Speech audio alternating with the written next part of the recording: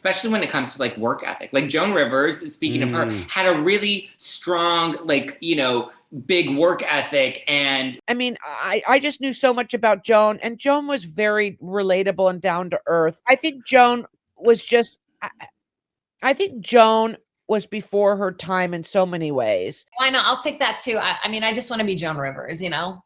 That's all I want. I always speak about how great she is just because of the career reinvention. I think what you were saying even about Teresa is like, it can't be one note, you know? No. And so when we think about pivoting, when we think about career direction, this is something for everybody, but specifically if you have a brand, right?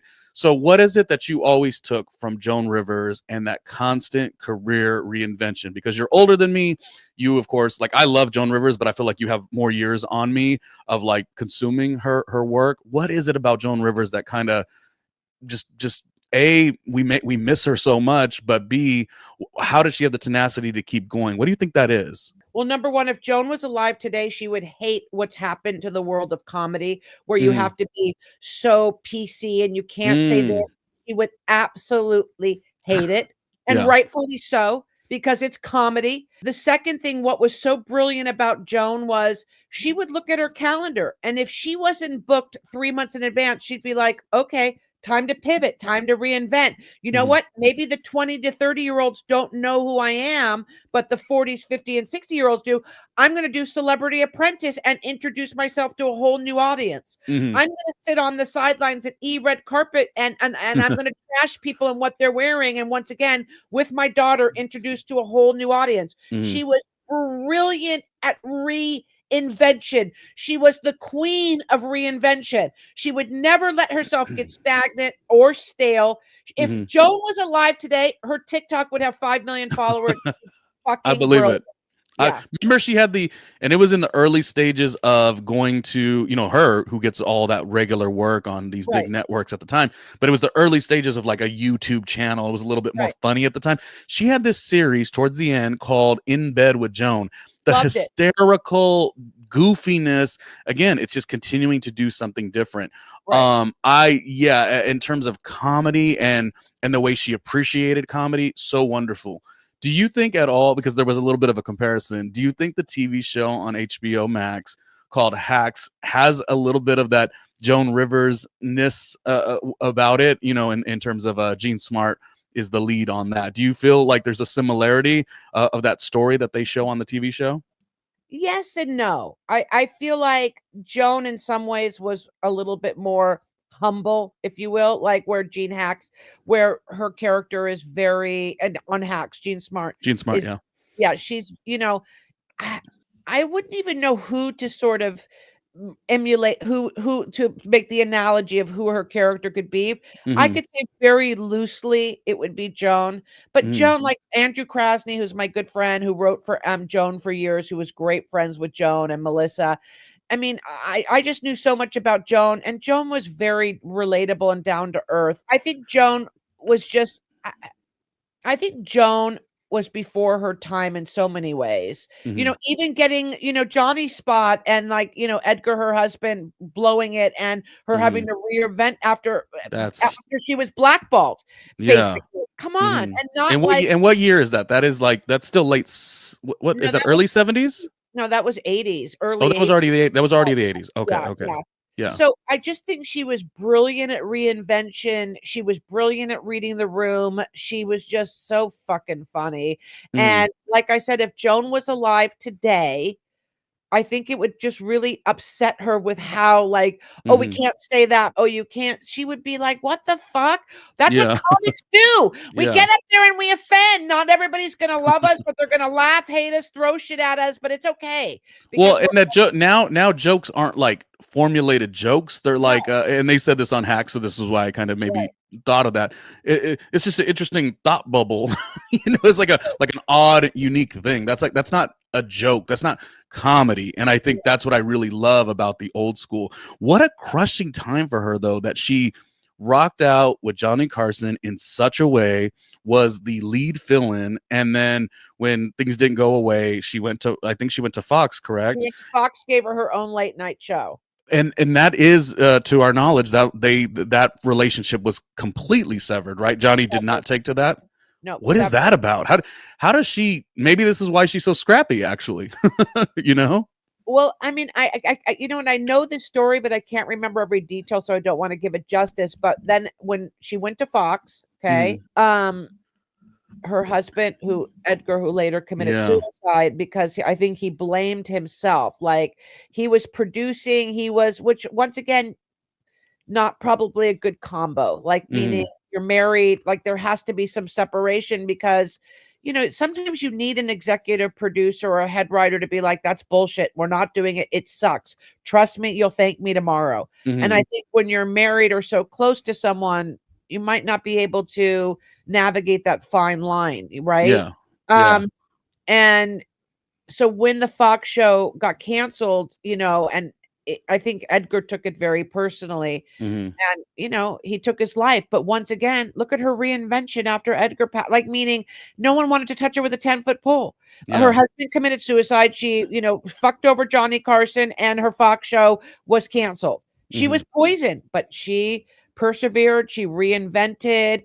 And like, they just had a big, and I think it wasn't a roast, but they just had a big tribute to Joan in New York at the Apollo Theater to so many comics, because once again, I think they realize how those women paved the way. And Joan wasn't like, drop dead gorgeous. She was, I mean, that was part of her shtick and her humor, but just brilliant on every level. She was, smart with money. She was brilliant on every level, and very sadly missed. But on the other note, I don't think she could. I think she would hate where we are today. But I would love to see her interview show, in the bed with Joan. It would be brilliant in this day and age. Oh, yeah. It would definitely be received well. Right. One last thing about Joan Rivers before we move on. This is my last thing about Joan Rivers. And it's not really Joan itself. It's about honing the craft. It is about the follow through. So let me just go back for a second.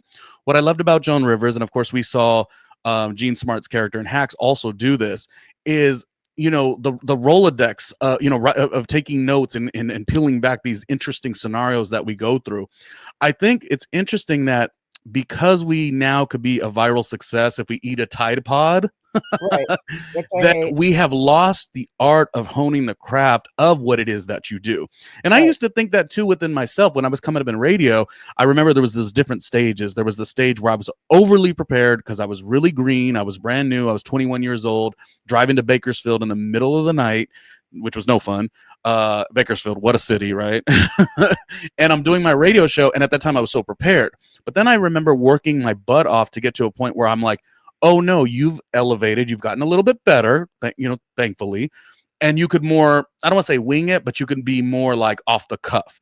And I remember thinking that was follow me here. I remember thinking that was the note of like success. Like I can just like jump in. I have a natural talent.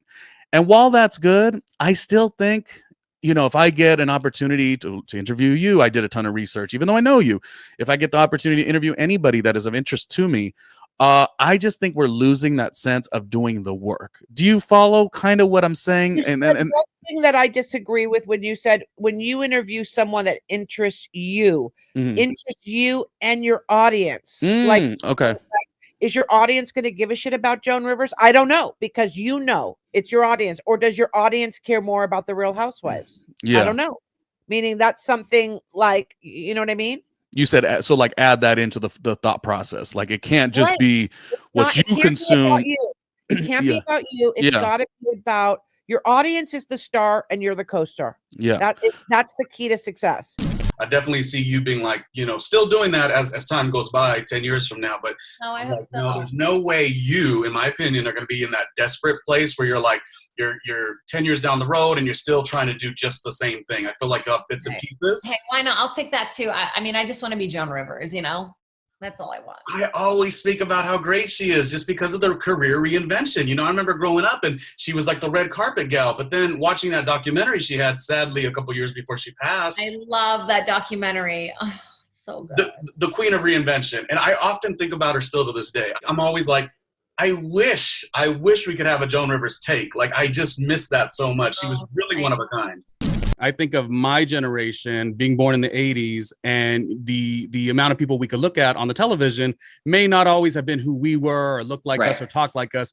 Now, your generation is a little bit younger. I wanted to know, who were the people that you were looking up to? Were they the people from yesteryear, like a Joan Rivers, or are you fascinated that, because, you know, for me, I'm always like, the digital space is so sloppy, but then there's some good out of that. With your influences, were they strictly the traditional media, or were they a lot of the new media stuff and TikTokers or Twitch people? Like, who really did it for you?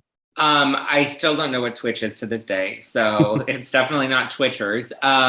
TikTok, I mean, here's the thing. I think I like to find a fine balance, because there are people that are very popular within the digital age that have found a way to master the game, and I think that there's something to be learned from them, because they're obviously in this new, you know, digital world. But I also think the traditional talent has a lot to bring to the table, especially when it comes to like work ethic. Like Joan Rivers, speaking of her, had a really strong, like, you know, big work ethic, and was always tried to be very sweet to people and never said no to a job opportunity. And I feel like I was very blessed to be raised around a lot of really strong, independent women.